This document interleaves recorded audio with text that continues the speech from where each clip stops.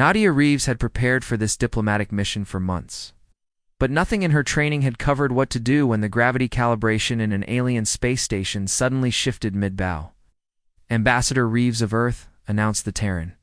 Liaison as Nadia stepped forward to greet the Valerian delegation. She executed what should have been a perfect diplomatic bow, the exact 32-degree angle recommended for addressing Valerian royalty when the station's artificial gravity fluctuated. The carefully practiced gesture transformed into an ungraceful stumble that sent her careening forward directly into the chest of Prince Jorith. His royal guards moved with alarming speed, positioning themselves between Nadia and their prince, their strange crystalline weapons humming with energy. The ceremonial hall fell silent, the ambient light pulsing with an alarming red hue that reflected off the polished obsidian floor. "Stand down," commanded Prince Jorith, his voice deep and resonant in a way that seemed to vibrate through Nadia's bones. The guards hesitated, then stepped back. Nadia straightened herself, mortified but determined to salvage what remained of her dignity. "Your Highness, I offer my sincere apologies," she said, keeping her gaze respectfully lowered as per protocol. "It seems the station's gravity settings, REQUIRE adjustment." "Indeed," replied Prince Jorith, "though I must say your approach is refreshingly direct compared to the tedious formalities we typically endure." Nadia finally dared to look up at him properly. Prince Jorith stood nearly 7 feet tall, his skin a deep indigo that seemed to shimmer with subtle iridescence under the station's lights. His features were angular but strikingly beautiful, with eyes the color of amber that studied her with unmistakable curiosity. But it was his ceremonial armor that truly caught her attention. The intricate battle suit should have gleamed with the legendary luster of Valerian metallurgia technology Earth scientists had been desperate to study for decades. Instead, the once magnificent plates appeared dull, with hairline fractures. Visible along the seams, subtle energy fluctuations rippled across its surface like heat waves over desert sand. "The diplomatic corps warned me Valerians were imposing," Nadia said, attempting to recover with a touch of humor. "But they failed to mention the gravity differences." Prince Jorith's expression shifted subtly. Was that amusement? "Perhaps it was a test, Ambassador. One you've passed, albeit unconventionally." He gestured toward the viewport where the vast expanse of space spread before them, countless stars punctuated by the distinctive blue-green glow of the Valerian fleet in the distance. "Walk with me," he said. Not quite a request, but not entirely a command either, as they moved toward the viewport. Nadia noticed the prince's slight limp, barely perceptible, but definitely there. His armor emitted a faint hum that seemed to pulse in irregular patterns, unlike the smooth resonance described in her briefing materials. "I understand you've come to negotiate mineral rights for the Proxima system," Prince Jorith said, his gaze fixed on the distant stars. "An ambitious request, considering Earth's limited contributions to interstellar economics." "Limited but growing," Nadia countered carefully. "And we bring more than just economic value to the table, Your Highness, such as different perspectives, innovation born from necessity, and," she added with a small smile, "the ability to adapt when things don't go according to plan." The prince turned to face her fully, and Nadia noticed a flicker of pain cross his features before his expression smoothed into diplomatic neutrality. "An interesting proposition," he said, "though I wonder if human adaptability will be sufficient." "For what lies ahead?" "What exactly lies ahead, Your Highness?" Prince Jorith's amber eyes seemed to darken. "That, Ambassador Reeves, is what we are all trying to determine." As he spoke, his armor emitted a sharp, discordant sound, and for just a moment Nadia saw the prince's composed facade crack, revealing something that looked surprisingly like fear. The diplomatic reception that followed their initial meeting was a blur of introductions and carefully worded pleasantries. Nadia observed Prince Jorith from across the room, noting how he maintained perfect posture despite the occasional tremor that passed through his frame. His armor continued to emit subtle, discordant sounds that the other Valerians seemed determined to ignore. "Fascinating, isn't it?" A voice beside her broke her concentration. Nadia turned to find Dr. Talisa Okafor, the xenobiology specialist attached to the Earth delegation. What is? Nadia asked, though she suspected she knew. The prince's condition. His armor is malfunctioning, but no one acknowledges it. Talisa kept her voice low, according to my readings. It's generating irregular energy patterns that would be intensely painful for a Valerian nervous system. Nadia frowned. If it's hurting him, why doesn't he remove it? Valerian battlesuits aren't just protective gear. They're symbiotic technology, interfaces that enhance the wearer's capabilities. Removing one improperly could cause catastrophic neural damage. The conversation halted as Prince Jorth approached them. Up close, Nadia could see the strain in his amber eyes, despite his regal bearing. Ambassador Reeves, I trust you're finding our hospitality adequate, he asked. More than adequate, Your Highness. Though I'm curious about something, an alarm suddenly blared through the reception hall. Prince Jorth stiffened, his armor emitting a high-pitched whine as it responded to the alert. Proximity warning, he explained, his voice tight.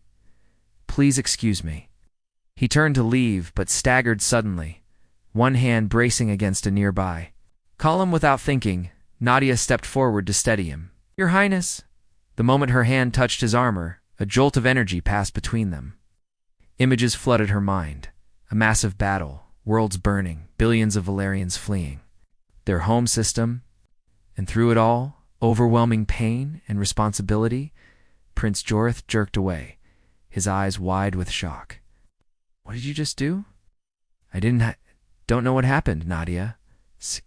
Taz surrounded them instantly, weapons raised. The prince held up a hand to stop them, his gaze never leaving Nadia's face. You saw, he said quietly. It wasn't a question. I saw ... destruction, your people fleeing, and pain your pain. Nadia kept her voice steady, despite her racing heart. Your armor is malfunctioning, isn't it? It's hurting you? The diplomatic hall had emptied as officials responded to the alarm, leaving them in an uneasy privacy surrounded only by his guards. The neural interface was damaged during the evacuation of our homeworld, Prince Jorth admitted after a long moment. It cannot be removed without risk of permanent neural damage, and there is no one qualified to repair it. That's why you're here, instead of leading your fleet, Nadia realized. You're seeking help. I am here to negotiate mineral rights, he corrected sharply, then softened slightly. But yes, that is a secondary objective. Let me help, Nadia said, surprising herself with the offer. Before I joined the diplomatic corps, I specialized in neural interface technology at MIT. Prince Jorth studied her carefully. Why would you help me? Our species have been rivals for decades. Because you're suffering, she answered simply, and because sometimes the best diplomacy starts with a single act of good faith. For the first time, she saw something like hope flicker in his amber eyes. My advisors would consider this highly inappropriate, he said. So would mine, Nadia replied with a small smile. But sometimes protocol needs to be bent a little. Prince Jorth's armor emitted another painful-sounding whine, and he winced visibly. Meet me in the Eastern Observation Deck in 2 hours, he said finally. Come alone. As he walked away, Nadia wondered what she had just committed herself to. Interfering with Valerian technology violated at least 7 diplomatic protocols, and touching the prince's royal person probably violated dozens more. But the memory of his pain lingered in her mind, along with the strange connection that had formed between them in that brief moment of contact. Whatever had happened, she couldn't walk away now. The Eastern Observation Deck was deserted when Nadia arrived, carrying a case of diagnostic equipment she'd requisitioned under dubious pretenses. The curved viewport revealed a breathtaking view of a nearby nebula, its swirling gases illuminated by the light of distant stars. I wasn't certain you would come, Prince Jorth said, emerging from the shadows. It dismissed his guards, a sign of trust that wasn't lost on Nadia. I keep my promises, Your Highness. She set down her case and opened it, revealing an array of sophisticated scanning devices, though I should warn, you have never worked on Valerian technology before. And I've never allowed a human to examine my battle suit, he countered with a hint of dry humor. It seems we are both venturing into unknown territory. Nadia activated her primary scanner, which immediately began emitting alarming beeps. Armor is actively rejecting my diagnostic attempts. The security protocols are designed to prevent tampering. Prince Jorith placed his hand over a section of the chest plate, and the armor responded with a subtle shift in its energy signature. I've temporarily suspended some of the defensive measures. Ladia approached cautiously. May I? She asked, hand hovering near his shoulder where a particularly serious fracture was visible. He nodded once, and Nadia placed her fingertips against the damaged section. The material felt warm and almost alive, vibrating with complex energy patterns. Is extraordinary, she murmured, studying her scanner readings. The quantum matrices are still trying to repair themselves, but the damage is too extensive. The neural interface is caught in a feedback loop, amplifying your pain signals instead of filtering them. Can it be repaired? Prince Jorith asked, his voice carefully neutral, despite the hope she heard beneath the words. Nadia bit her lip, analyzing the data. Potentially. But I'd need to access the core programming, and that would require a deeper connection. Explain. Need to link my neural scanner directly to your armor's interface? It would create a temporary bridge between my mind helping to stabilize your connection to the suit while I make repairs. Prince Jorith's amber eyes widened slightly. Would expose you to the same neural feedback that has been challenging me. I'm aware of the risks, Nadia said quietly, but it's the only way I can help without causing further damage. For a long moment he simply looked at her, searching her face for something. Whatever he sought, he seemed to find. It very well, he said finally. What do you need me to do? Sit down and try to relax, Nadia instructed, preparing her equipment. She attached neural sensors to her own temples, then carefully placed matching sensors on Jorith's forehead, the only part of him not covered by the armor. This might feel unusual, she warned, activating the connection. The initial surge was overwhelming, a kaleidoscope of sensation and emotion flooding through her consciousness. Pain, sharp and constant, grief for a world lost, responsibility for millions of refugees, and beneath it all, a bone-deep exhaustion that threatened to consume everything else. Focus on my voice, she said, fighting to maintain her own identity. Within the connection, I'm going to begin the diagnostic sequence now. As she worked, delving deeper into the armor's systems, Nadia discovered the true extent of the damage. The neural interface wasn't just malfunctioning, it was slowly killing him, siphoning his life energy to maintain its own failing systems. Your Highness Jorith, she said, forgetting protocol in her concern. The armor is parasitic now. It's drawing energy directly from your neural pathways to compensate for its damaged power cells. She felt his shock ripple through their connection, followed by a grim resignation that suggested he had suspected as much. Can you sever the connection? He asked. Not without risking permanent neural damage, Nadia admitted. But I might be able to reprogram the power distribution system, redirect the energy flow back to you instead of away from you. Do it, he said simply. Nadia took a deep breath and began the delicate process of rewriting the armor's core protocols. Through their neural link, Jorith could feel her methodical approach, the careful precision of her work. Nadia, in turn, felt his growing admiration and something more personal that neither of them acknowledged. 3 days into the repair process, Nadia had established a routine. Each evening, after the official negotiations concluded, she would meet Prince Jorith in the observation deck and work for hours on his armor systems. Them grew stronger with each session, creating a bond that transcended their professional relationship. You're getting better at navigating my consciousness, Jorith observed as Nadia carefully adjusted another damaged circuit pathway. And you're getting better at letting me in, she replied, her fingers moving deftly across the armor's surface. These defensive protocols aren't just technological, they're psychological too. Your armor responds to your emotional state. Their connection, she felt his acknowledgement and his grudging admiration for her insight. My people believe technology should be an extension of the self, he explained. Not a tool, but a partner. A partner that's been hurting you, Nadia reminded him gently. Jorith's amber eyes met hers. Sometimes pain is the price of survival. She felt the weight behind those words, the impossible choices he'd made during his people's evacuation. The world's lost, the lives sacrificed, and beneath it all, the crushing loneliness of leadership. You don't have to carry this burden alone, she said softly. Don't I? His voice was equally quiet. My people have lost everything. They look to me for strength, for certainty. They look to you for hope, Nadia corrected. And hope doesn't require perfection. The armor hummed as if responding to their conversation, its energy signature shifting subtly. Nadia noticed that the fractures had begun to heal, the quantum matrices rebuilding themselves as the power flow stabilized. It's working, she said, with quiet triumph. The suit is beginning to self-repair, now that it's not draining your energy.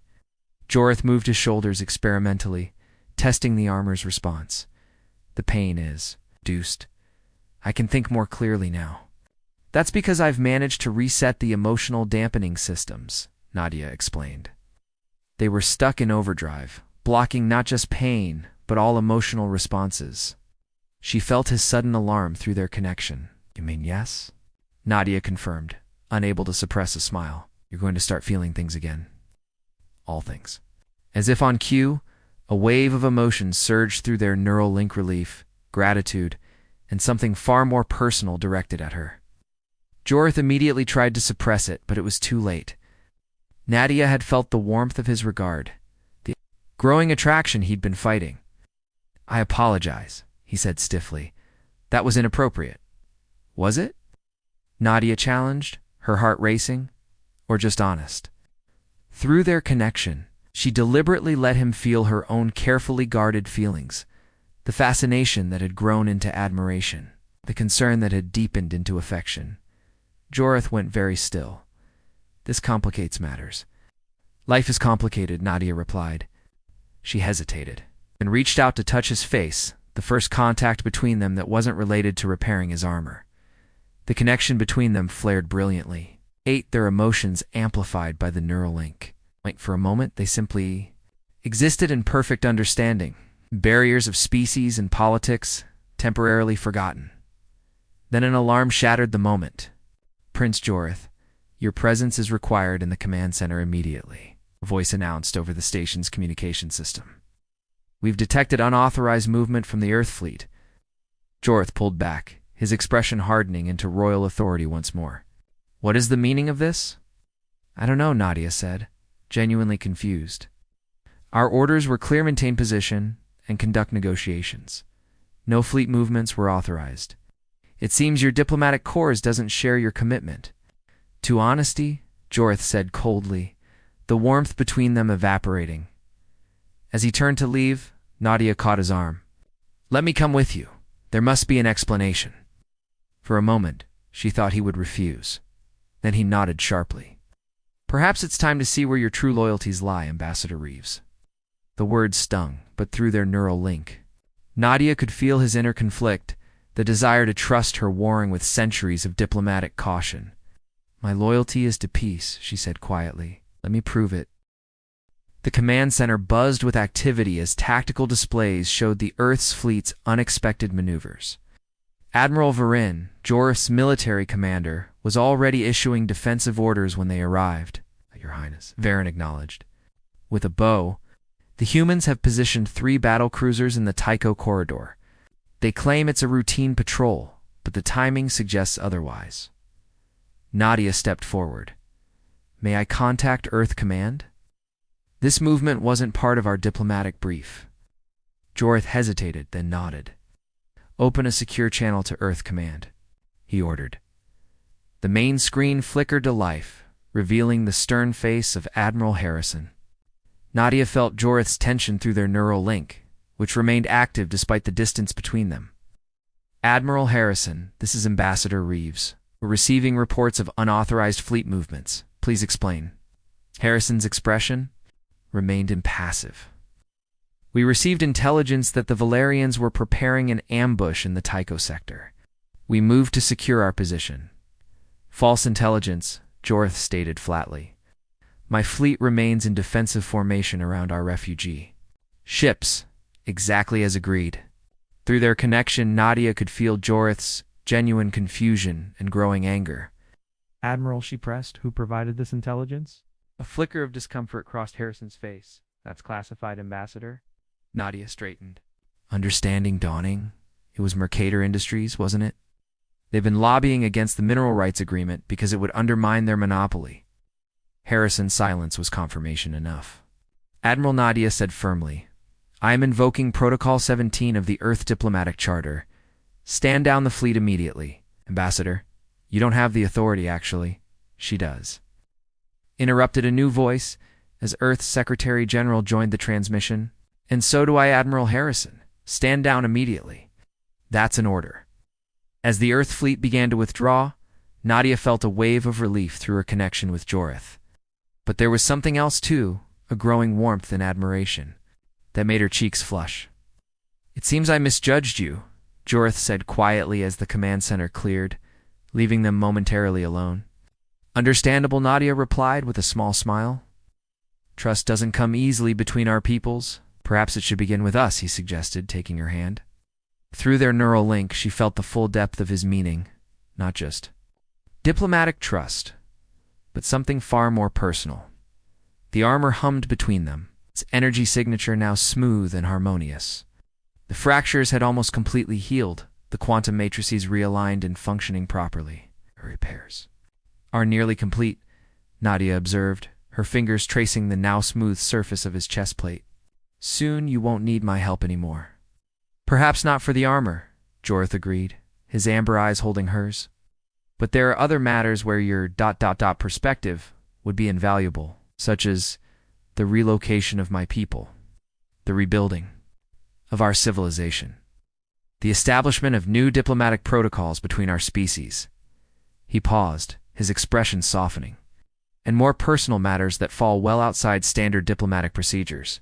Through their connection, Nadia felt the depth of what he was offering, not just a political alliance, but a genuine partnership that defied conventional boundaries.